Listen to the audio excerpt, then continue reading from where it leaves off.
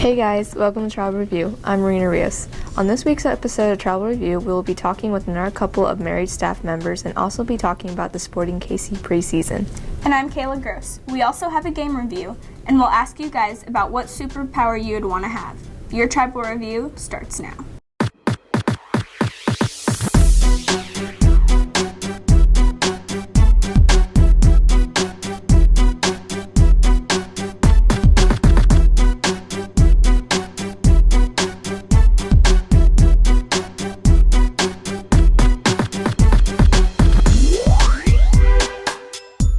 Julie Thomas went out again and interviewed a couple of teachers who are married and are working together in our school. She then played the not-so-newlywed game with them and found out some interesting things. You have line 3, Stephen, line 4. The Gregorys enjoy working under the same roof. Let's see how well they really know each other. It's nice. We can take care of stuff, always have that conversation. It's great. I've actually worked with her for 15 years, but it's the first time we've been in the same building working together, so it's really cool being on the same schedule and getting to see her every day. A teacher. I actually wanted to be a police officer when I was younger, but then of course I grew up a little bit and music has been my life since I was about a freshman in high school. So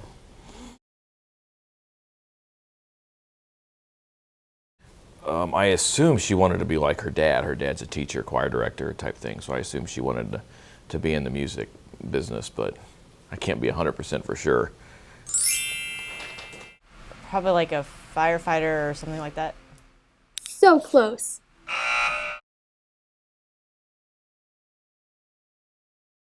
I don't like coffee. I don't drink coffee, actually. I drink Diet Dr. Pepper. That's my drink of choice. She doesn't like coffee either. She is a sweet tea person, and she likes a little tea with her sugar, so very, very sweet. Creamer and lots of sugar.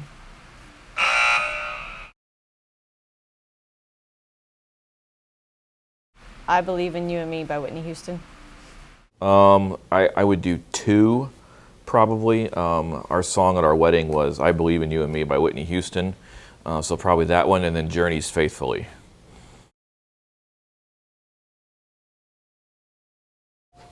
She would probably say one of the two, either the Whitney Houston song or the theme song to Gladiator. Same one.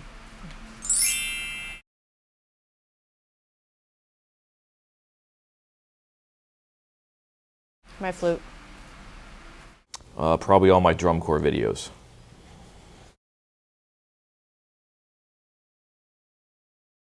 Her flute. Probably his tuba.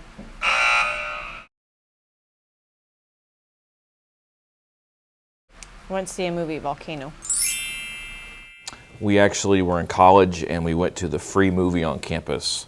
It was Volcano with Tommy Lee Jones. Now you know how compatible the Gregorys are. Reporting for Travel Review, I'm Julie Thomas. Sporting KC's success in the past few years has sent their fan base into an uproar. Joe Seba asked fellow fans to see what they think of our boys. Sporting KC has superior talent on the team. I asked several others who they thought plays the biggest part each game. I would say Graham Zusi, just because he's a leader on the field. I don't think any specific person plays better than anyone else. I just think if we play as a team, then it's all that matters. I think at Sporting KC, the director, the head coach, Peter Vermees, he's an ex-professional, been around the game a long time. He's also actively involved with the youth program, so he plays a large role. The ownership, soccer guys, okay, so they do a really nice job, making the games fun for people who go. And I think the last thing is they have a lot of local players who play. Matt Beasler, who now plays for the national team, he played high school soccer in Kansas City. So people can relate to the players really well. Sporting KC has had success in recent years. Logan Stillwell, Brianna Crispin, and Coach Fletcher feel we are a team to fear. Well, yeah, we got 2 players on the USA team and won the championship, so. Yeah, I think if we have players like Dom Dwyer and Seth Sinovic with the speed and skill that they have, that will continue to be a good team. The biggest reason I think would be the atmosphere at Sporting Park. It's a difficult place to play. They always sell out. The crowd is really loud. It's one of the few stadiums that remind me, of a game in England. Lots of passion, lots of color, so intimidating for the opponents. Sporting KC won the MLS Cup in 2013. Logan Stillwell, Brianna Chrisman, and Coach Fletcher feel we are a good team. Yeah, because we have people like Matt Beasler and Graham Zusi that lead the team. Yeah, I just think if we keep working hard and practicing and staying close to the community like they do, that we'll still be a really good team and have good luck this season. There's such a solid fan base. Even here at Fort Osage, it's not a huge soccer school, but you see kids walking around in Sporting KC jerseys on a regular basis. They have an excellent youth program. I've had several kids at Fort Osage here who play in the youth program, so they're doing things the right way. And if they continue to play local players, then they'll be in good shape. Sporting KC continues to excel as an organization on and off the field. Reporting for Tribal Review, I'm Joe Seba. The Blue Springs 8 Theater at 1901 Northwest 7 Highway in Blue Springs offers you 8 screens for your viewing pleasure, including a full snack bar and comfortable roomy seating. Catch these recent releases this week at the Blue Springs 8.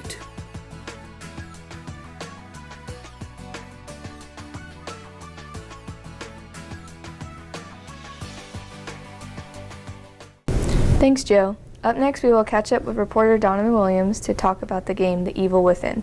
He explores the game and has this review. The Evil Within was released quite recently on October 30th, 2014, and is a crazy game. It's played in a third-person point of view that involves zombies scavenging for ammo and supplies to survive. Story behind this game is you are a veteran detective named Sebastian Castellanos, Seb, aided by coworkers Julie Kidman and Joseph Oda in defeating the perpetual invincible foe by the name of Ruvik.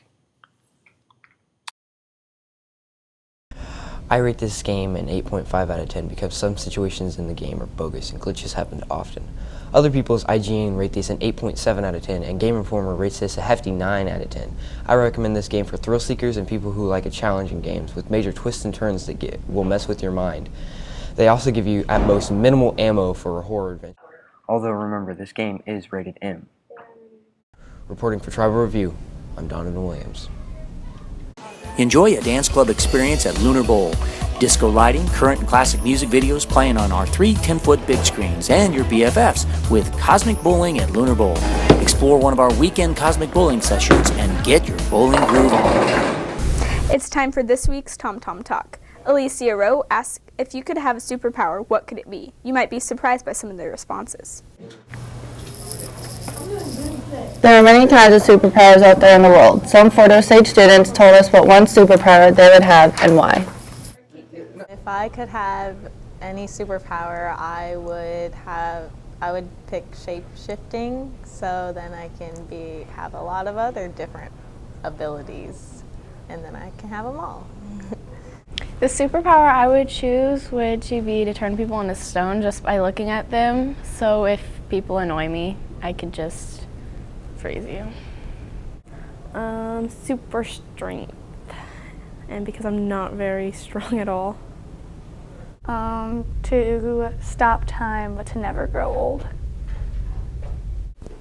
If I could have a superpower, I'd want to be able to teleport, because then I could leave any place I want, and I could be any place I want, and travel is free, and I never have to pay for anything. Okay, if I could have a superpower, it would probably be to be invisible, so I can mess with people and when they're not expecting it. Okay, if I had one superpower, it'd be to levitate things and throw it at somebody that's making me mad.